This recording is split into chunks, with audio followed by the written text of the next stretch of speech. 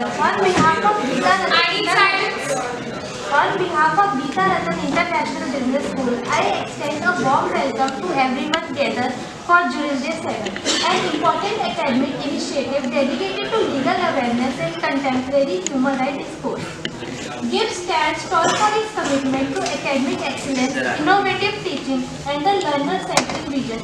As an institution known for strong management and law programs, it continues to mold students into responsible, ethical, and socially concise professionals. We are committed to nurturing talent and fostering an environment of excellence in education. Our mission is to equip you with the knowledge and the skills that will not only prepare you for successful career in law, but also empower you to make a meaningful impact in the world. It is affiliated with Guru Gobind Singh, Indraprasth University, Delhi, and approved by the All India Council for Technical Education, Ministry of Government, Students Fees and Party on HRD, Government of India for Technical Courses, and the Bar Council of India for Law Courses. The institute conducts various courses, namely MBA, BBA, and MBA Integrated, BBA General, both first and second shift, BBA LLB Integrated, BA LLB Integrated, and LLM. GIBS has been graded A by the National Assessment Accreditation Council in its third cycle. As one of the national capital's leading business schools, GIBS brings together people, cultures, and ideas from around the corner to change lives and to transform organizations. Today's theme, India and International Human Rights Law, Protecting Vulnerable Groups through Global Norms, reflects our collective responsibility to uphold the growth person, Mr. Anurag Chandravanshi, a respected human rights advocate and the dynamic representative of the Bharatiya Manav Adhikar Association. The association, established on 10th March 1999, worked tirelessly to create awareness on human rights, protect citizens from atrocities, and uphold constitutional values. Registered under the Indian Societies Act 1860, the organization has a wide network of office bearers and volunteers dedicated to combating human rights violations and supporting vulnerable communities. His extensive experience, commitment, and deep understanding of human rights law make him an invaluable resource for today's discussion. To express our respect and gratitude, I now invite Ms. Prachi Sharma, Assistant Professor, to kindly come forward for the green welcome of our distinguished guest, Mr. Anurag Chandravanshi.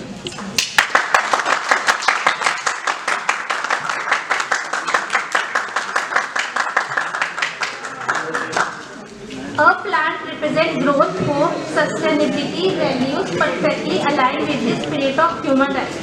I request Mr. Anurag Chandravanshi to take the stage and enlighten us with his insight of human rights law and the protection of vulnerable groups under global norms. Sir, the stage is yours.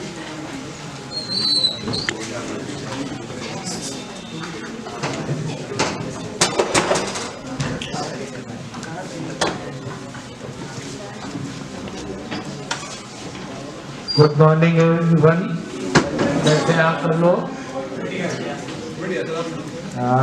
किस आप लोग stream में है? कौन से year में है आप लोग? Fourth year first year. मतलब सारी मिस ठीक है। एक्चुअली मैडम ने आपका थोड़ा सा इंट्रोडक्शन दे दिया हमारा, और एक्चुअली ह्यूमन राइट और लीगल अवेयरनेस में हम लोग 25 इयर्स हो गए हैं, हम लोग वर्क कर रहे हैं। एज ए लॉ स्टूडेंट आप लोग एक पहला सवाल आप लोगों से करते हैं, चूंकि इंस्टीट्यूट में है तो एक शायद आप लोगों को पता भी होगा या नहीं पता, तो एक 3 वर्ड आप लोगों ने सुने क्या? एडवोकेट, अधिवक्ता और बैरिस्टर। सुने? सबने डिफरेंसेस पता है आप लोगों को? इन तीनों वर्ड के डिफरेंसेस पता है? क्या आपको लगता है? So lawyer, advocate, and barrister. हाँ. So lawyer is a person who holds the degree of law, whereas advocate is a person who is registered in BCI. And barrister is someone who has done degree from outside the country. Good. चलिए, तो ये सबसे पहला आप लोगों को ये होता है आइडेंटिटी आपकी पता होनी चाहिए कि आप क्या हैं, क्योंकि जब हमारा कंट्री में लॉ ब्रिटिश काल में था तो इंग्लैंड से हम लोग होते, तो उस समय जो आप लॉ ग्रेजुएट्स होते थे वो बैरिस्टर की इनकी पोस्ट होती थी। इसके बाद अभी आप लोगों को एडवोकेट और इस तरह के अधिवक्ता एक वर्ड आता है बीच में। अधिवक्ता जरूरी नहीं कि एडवोकेट ही हो। अधिवक्ता कोर्ट में प्रेजेंट होने के लिए वो ऐसा व्यक्ति जिसको लॉ की नॉलेज हो, वो ऑन बिहाफ क्लाइंट या सेल्फ खुद भी प्रेजेंट हो सकता है, तो वो अधिवक्ता होता है। तो अधिवक्ता का मीनिंग अभी आप लोग ये मत मान के कि एडवोकेट ही हो सकता है। लॉ का मीनिंग आप लोगों को शायद पता हो। लॉ एक ऐसा वर्ड है कि हर व्यक्ति पे लागू होता है। कानून के दायरे में हर वो व्यक्ति, जैसे आप देखते हैं परिवार से आपका पड़ोस बनता है, समाज बनता है, और समाज के बाद आपका बनता है स्टेट। जब स्टेट को गवर्न करना होता है पूरी सोसाइटी को, तो उस समय लॉ होते हैं। इंटरनेशनल लॉ जैसा आप लोगों का सब्जेक्ट आज दिया गया कि इंटरनेशनल लॉ मीनिंग दो होते हैं। इंटरनेशनल कब हो जाता है लॉ, और आपका इंट्रानेशनल लॉ कब होता है। कंट्री का, हर सोसाइटी का, हर स्टेट का अपना एक लॉ होता है। जब वो लॉ इंट्रानेशन पे काम करता है तो वो इंट्रानेशन की वजह से आपके कंट्री में, आपके अपनी खुद की सोसाइटी में काम करता है। कुछ ऐसे लॉज होते हैं जो सोसाइटी के लिए इंटरनेशनली काम करते हैं, जिसमें आपका मेन बेस है ह्यूमन राइट्स। क्योंकि जब इंटरनेशनल लॉ पे जाएंगे तो ह्यूमन राइट्स पे बात करते हैं कि हर वो व्यक्तियों के अधिकार जो आपके मानवता या ह्यूमनिटी के लिए काम करते हैं, वहां पर इंटरनेशनल लॉ काम करता है। अभी आप लोगों ने शायद देखा होगा कि हमारे देश के प्रधानमंत्री बाहर गए, उन्होंने एक अभी उस समिट हो रही है, उसमें वो ह्यूमन राइट्स से रिलेटेड एक प्रकार से थे। उसमें दो सब्जेक्ट्स पे बात हो रही है, ड्रग्स एंड आतंकवाद। ये जब सब्जेक्ट आता है यहाँ, ये आ जाता है इंटरनेशनली, क्योंकि आपके देश का कानून है। जैसे आप लोग अभी पढ़ रहे हैं, अभी तक IPC CRPC पढ़ा, तो आप लोग BNS में आ रहे हैं, तो जो अभी आपको एक्ट पढ़ाए जा रहे हैं ये आपके कंट्री के अंदर तो लागू हो सकते हैं। जरूरी नहीं है कि इंटरनेशनली इसकी मान्यता हो या उसको बाउंड हो कोई, लेकिन कोई ऐसा कानून जब हो जाता है कि जो सोसाइटी के लिए और हमारे पूरे विश्व में एक जैसा मानवता के खिलाफ आता है, तब वो इंटरनेशनल लॉ, उसके लिए यूनाइटेड नेशन और इस तरह की एजेंसीज हैं जो काम करती हैं। अब ह्यूमन राइट्स कहाँ से आया, ह्यूमन राइट है क्या, एक्चुअली इसको आप लोग को समझना है। जब हमारा सेकेंड वर्ल्ड वॉर हुआ तो सारे आप लोगों ने कंट्रीज का था कि हर कंट्री का कोई मानक नहीं था कि अपने देश की जनता को वहां पर शासन करने वाले लोग कैसे एडॉप्ट करेंगे। क्योंकि आपके पास सत्ता है तो आप चाहे ब्रिटिश काल से लेके या जब इस समय हमारे देश में मुगल रहे या हमारे राजे महाराजे रहे, तो सत्ता पर बैठा हुआ कोई भी व्यक्ति अपनी जनता को अपने अनुरूप चलाता था या उसके हिसाब से उसका उत्पीड़न करता था। तो सेकेंड वर्ल्ड वॉर के बाद अंतर्राष्ट्रीय स्तर पर एक व्यवस्था बनाई गई कि ऐसे तो कोई भी जो शक्तिशाली होगा देश या शक्तिशाली शासन होगा तो वो तो अपनी जनता के लिए जब मर्जी उसको कत्लेआम कर सकता है, कभी भी बंद कर सकता है, जेल में डाल सकता है। तो एक ऐसी व्यवस्था होनी चाहिए जो मानवता के लिए, पर्सन के लिए काम करे, क्योंकि इस सृष्टि की सबसे अच्छी चीज क्या है, सबसे सर्वोत्तम कृत्य क्या है, मानव। सारे व्यवस्थाएं, सारी कानून किसके लिए लागू होते हैं, मानव के लिए। अगर मानव नहीं है तो फिर कानून का मीनिंग क्या है। जैसे आप लोगों ने सुना होगा 4 पिलर, बड़ा कॉमन, सब लोग आप लोग सुनते हैं कि हमारे विधायिका, कार्यपालिका, न्यायपालिका और पत्रकारिता, चौथा स्तंभ। क्या कभी किसी के जहन में सवाल आया कि ये 4 स्तंभ तो बोले जाते हैं, ये 4 स्तंभ हैं कहाँ? ऐसे तो नहीं हवा में होंगे 4 स्तंभ। अगर आप मीनिंग करते हैं 4 स्तंभ कहीं पे होंगे ना। तो जो 4 स्तंभ का विषय है, तो जो उसकी ग्राउंड है, जमीन है, वो है ह्यूमन राइट। क्योंकि कोई भी व्यवस्था, चाहे विधायिका हो, हमारे देश की संसद हो, कानून हो, व्यवस्थाएं हो, आप लोग जुडिशरी में आगे आप जाने वाले हैं, काम किसके लिए करेंगे, ह्यूमन बीइंग के लिए। तो जो ग्राउंड है वो है आपका ह्यूमन राइट। उस पर ये 4 पिलर है। और जब 4 पिलर हैं तो छत भी होगी। तो जो छत है वो हमारे देश का संविधान, तब मुकम्मल एक तैयार होता है। उस पर बात करते हैं हम लोग, केवल बात कर लेते हैं 4 पिलर, लेकिन सवाल किसी ने उठाया कि 4 पिलर कहाँ है। क्योंकि हर व्यक्ति, आप लोग भी आगे आने वाले समय पर इस देश की संसदीय व्यवस्था से लेकर जुडिशरी व्यवस्था में अपना अपना रोल निभाएंगे। तो बेसिकली ह्यूमन राइट 1948 को अंतरराष्ट्रीय स्तर पर चार्टर इसका लागू किया गया, जिसमें यह बाउंड किया गया सारे कंट्रीज को इसको अडॉप्ट करने के लिए। ये कंपलसरी किया गया यूनाइटेड नेशन के द्वारा कि हर वो कंट्री अगर ह्यूमन राइट को अपने कॉन्स्टिट्यूशन में नहीं लेगा तो उसको अंतरराष्ट्रीय स्तर पर संयुक्त राष्ट्र संघ की मान्यता के रूप में नहीं दिया जाएगा। क्योंकि हम लोग का भारत उस समय स्वतंत्र हुआ था, हमारा संविधान निर्माणाधीन अवस्था में था। तो कॉन्स्टिट्यूशन के जब आप लोग पढ़ेंगे आर्टिकल 12 से लेकर 32 तक पूरा ह्यूमन राइट है। हम लोगों ने उसको एडॉप्ट तो कर लिया देश ने, लेकिन बताया नहीं है पब्लिक को कि व्हाट इज ह्यूमन राइट।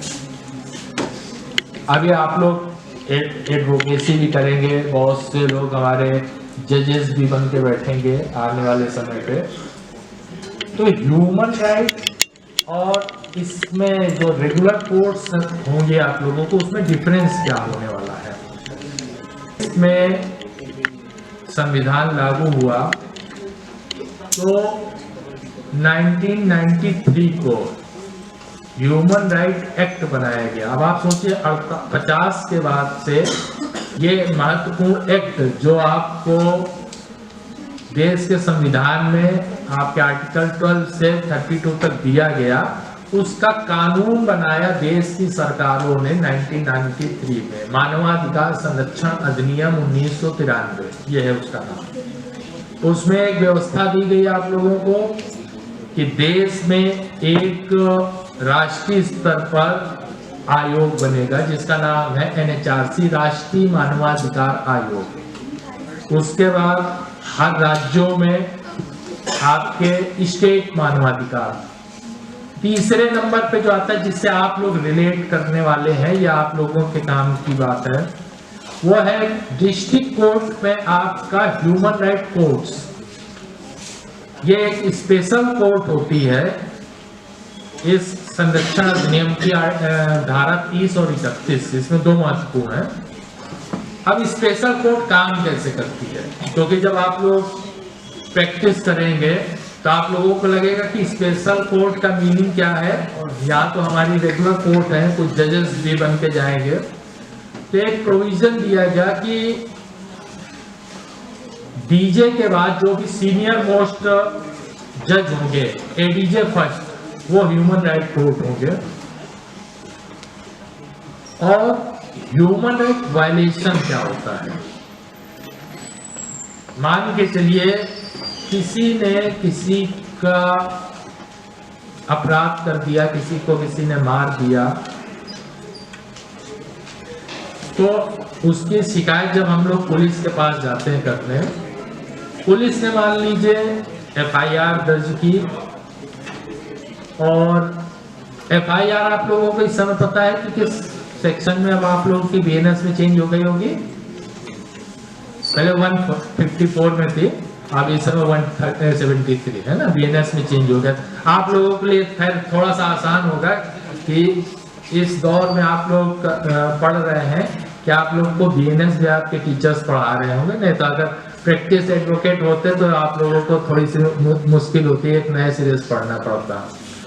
तो जब पुलिस एफआईआर करने के बाद अपना मामले को चार्जशीट करके कोर्ट में भेज देगी, और जज समय से उसको एडॉप्ट करके और उसका आदेश भी दे देते हैं, तो वो जो पीड़ित व्यक्ति है उसको तो लगेगा कि मेरा तो ह्यूमन राइट सेफ हो गया, हमारे साथ तो पुलिस प्रशासन ने भी काम अच्छा किया, जुडिशरी ने भी अच्छा काम किया, तो मेरे ह्यूमन राइट कहाँ वायलेट हुए।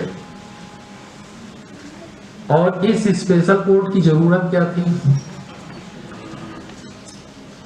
Special court person to person काम नहीं करती है कि आप पब्लिक में एक दूसरे से किसी का झगड़ा हुआ तो उसमें ह्यूमन राइट का इन्वॉल्वेशन नहीं होता है, क्योंकि उसके लिए सरकार, राज्य सरकार, आपका स्टेट, आपका डिस्ट्रिक्ट एडमिनिस्ट्रेशन, वो आपको काम करता है। ह्यूमन राइट काम तब करता है कि जो स्टेट्स और डिस्ट्रिक्ट एडमिनिस्ट्रेशन अगर अपने काम को और दायित्व का निर्वहन नहीं करता तो ह्यूमन राइट वहां पर लागू होता है, क्योंकि ह्यूमन राइट शासन के द्वारा किसी भी प्रकार का उत्पीड़न करना, वहां पर ह्यूमन राइट काम करता है। अब उसी पुलिस एफआईआर से हम लोग फिर चलते हैं कि मान लीजिए आप पुलिस एफआईआर करने गए,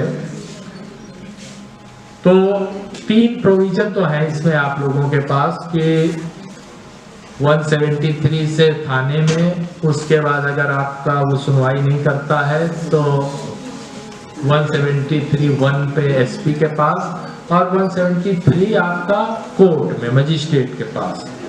यहाँ तक अगर आपकी वो नहीं दर्ज होती है तो ह्यूमन राइट में एक 2D1, आप लोग थोड़ा पढ़िएगा, 2D1 है, उसके तहत आप लोग ह्यूमन राइट कोर्ट पे सीधे अपीयर होते हैं। तो जब वहां पर आप अपीयर होते हैं तो जो पीड़ित व्यक्ति है जिसकी आप कंप्लेन करने आए हैं, जिसकी एफआईआर दर्ज नहीं हुई, उसके लिए तो आप करते हैं, लेकिन साथ में क्या हो जाता है कि वो पुलिस कर्मी, या एग्जाम्पल अभी हम पुलिस का दे रहे हैं, बाकी आप गवर्नमेंट का कोई भी विभाग का कोई भी कर्मचारी हो, उस पुलिस कर्मी को आपको अक्यूज्ड बनाते हैं, वहां पर सह अभियुक्त हो जाता है कि चूंकि देश के संविधान ने, सुप्रीम कोर्ट, हाई कोर्ट और जो गाइडलाइन दी है, इसका वायलेशन गवर्नमेंट की इकाई ने नहीं किया है, क्योंकि इसका काम था कि कोई पीड़ित आया तो उसकी पुलिस एफआईआर दर्ज करनी है। तो अगर इसने नहीं किया तो इसने वायलेट किया है ह्यूमन राइट्स को, तो वहां पर वो को अक्यूज्ड हो जाता है। और अगर डिसाइड होता है कोर्ट से कि आपने इस मामले पे जो भी दोषी था उसके साथ साथ उस सरकारी कर्मचारी को भी दंड देना होता है और कंपनसेशन, एक सबसे महत्वपूर्ण बात है कंपनसेशन। इसमें अभी आप लोग कंपनसेशन सुनते हैं, जैसे कि कोई घटना हो गई तो राज्य सरकारों ने घोषणा कर दी 5 लाख देंगे, 2 लाख देंगे, वो सरकार देती है। इस कंडीशन में क्या होता है, कंपनसेशन वो अक्यूज्ड के द्वारा दिया जाता है, देगी गवर्नमेंट ही, लेकिन वो अक्यूज्ड के द्वारा उसको दिया जाता है और उसकी भरपाई सरकार उससे लेती है। तो ह्यूमन राइट बेसिकली वर्किंग जो है तरीका उसका ये है, क्योंकि हम लोग जब काम करते हो आ रहा है कि आप एडवोकेट और एक जुडिशरी से सिस्टम से जुड़ के जब आप काम करने वाले हैं, तो आप लोगों को ये जरूर जानना चाहिए कि केवल कानून इस बात से नहीं काम करता। देखिए, कानून 2 तरीके से होते हैं।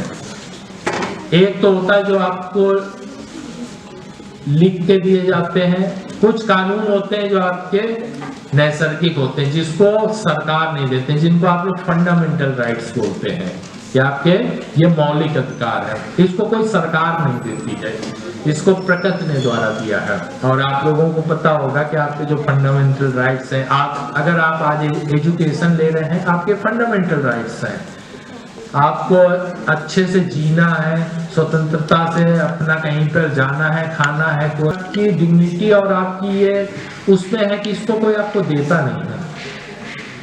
तो जो नैसर्गिक अधिकार है वो फंडामेंटल राइट्स है, और आपके पास जो लीगल राइट्स है वो आपको देश देता है, कानून देता है।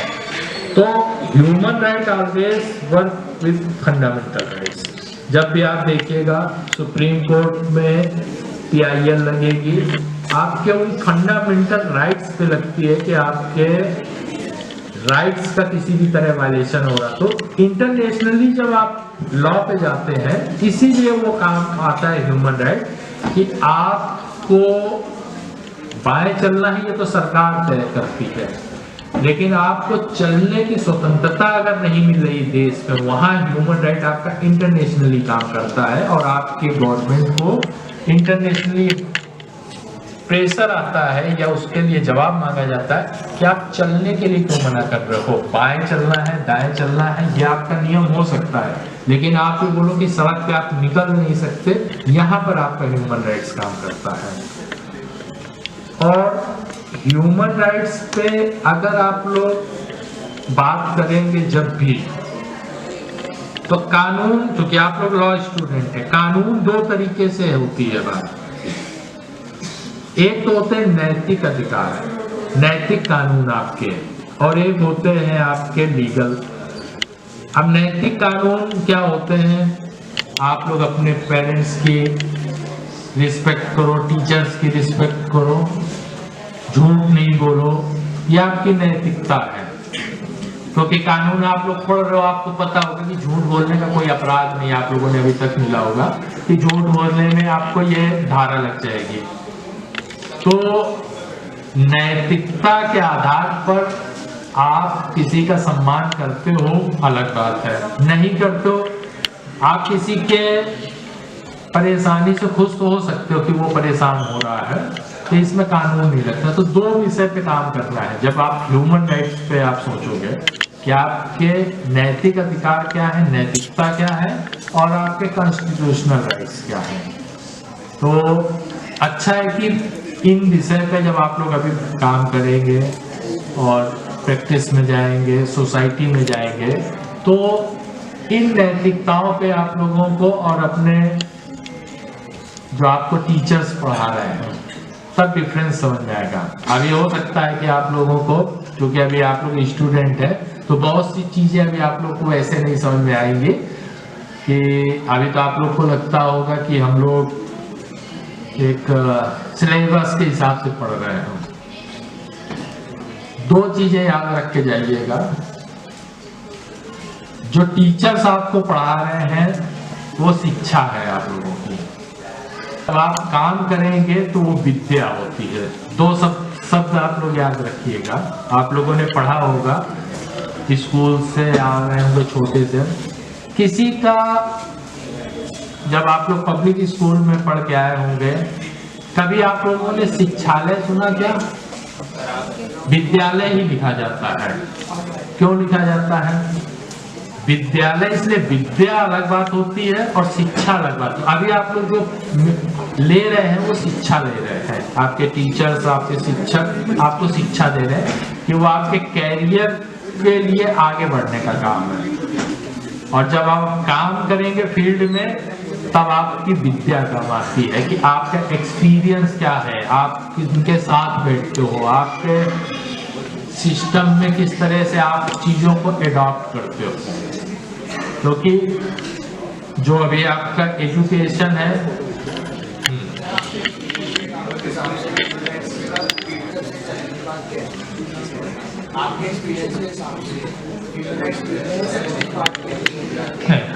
ह्यूमन राइट का सबसे बड़ा चैलेंजिंग पार्ट ये है कि फिलहाल जो काम स्टेट्स को करने चाहिए, अभी आप लोग, आपके यहाँ पर कोर्ट है और जैसे आपको कोर्ट में भी जिस दिन जाएंगे आप लोग, फर्स्ट आप रजिस्ट्रेशन कराएंगे, तो आप देखेंगे जो भी हमने आपको बताया कि special court, human right court आपको कोर्ट में मिलेगी नहीं। अभी इसके लिए आप लोगों को एक और देश में, अब आप लोग सब लोग पढ़े लिखे, गूगल आप लोग करिएगा, देश में इस कानून को जो बनाया गया सुप्रीम कोर्ट में, उसकी PIL, नाम तो मेरा आप लोगों को पता ही चल गया, अनुराग चंद्रवंशी और human right association of India. देश में जो प्रोसीजर और कानून है वो सुप्रीम कोर्ट में तब लागू हुआ जब हमारी PIL दाखिल की गई। और दूसरा देश का अकेला राज्य है उत्तर प्रदेश जहां पर ह्यूमन राइट कोर्ट बने। तो ह्यूमन राइट का चैलेंजिंग पार्ट ये है कि जो आप रिलैक्स या आपको लेना है या जिसके लिए आप लड़ने जा रहे हो, तो अभी आप लड़ोगे कहाँ? आपको कोर्ट ही नहीं दे रहा। ये काम है आपकी स्टेट्स का, सरकारें, आपके हाई कोर्ट्स का, कि आपको एक स्पेशल कोर्ट दे। अभी आप लोग सुनते होंगे किशोर न्यायालय, बाल न्यायालय, डकैती, ED, सारी स्पेशल कोर्ट है। ह्यूमन राइट कोर्ट क्यों नहीं आजकल बनाई गई? क्योंकि देखिए सबसे बड़ा जानते हैं, इसका एक आप लोग पॉइंट समझिए, आप लोगों को ये क्यों नहीं है डेवलप हो रही है। अभी जो हमने उदाहरण दिया, सरकार, एक पार्ट होगा सरकार का, को अक्यूज्ड होगा, और एक सेक्शन 31 है इसमें, जो पब्लिक प्रोसिक्यूटर होगा। पब्लिक प्रोसिक्यूटर कौन होता है? जो आपका गवर्नमेंट का होता है। तो जब आपका केस एडमिट हो जाएगा कोर्ट में, तो जो पब्लिक प्रोसिक्यूटर गवर्नमेंट का है वो आपका एडवोकेट हो जाएगा। फिर क्या होगा? अभी जब केस जाता है कोर्ट में तो क्या होता है? State versus such and such. फिर क्या हो जाएगा? जब ह्यूमन राइट कोर्ट होगा कि such and such versus state, और उसमें क्या होगा? जो सरकारी पब्लिक प्रोसिक्यूटर है उसको केस लड़ना होगा किसकी तरफ से? आपकी तरफ से। और उसको ये साबित करना होगा कि सरकार खराब है, क्योंकि जो एक गवर्नमेंट एम्प्लॉय होगा जो आपके साथ को अक्यूज्ड होगा, तो सरकार को अपने सरकार के खिलाफ खड़ा होकर जजमेंट कराना होगा उस एडवोकेट को कि हाँ जी इन्होंने गलत किया है। ये है सबसे बड़ा चैलेंजिंग पार्ट, जिसकी वजह से आज हम लोग जुडिशरी सिस्टम पे किसी को रिलैक्स नहीं दिला पा रहे as a human right act के अंतर्गत, क्योंकि ह्यूमन राइट में उनको पता है कि कल को हमको साबित करना होगा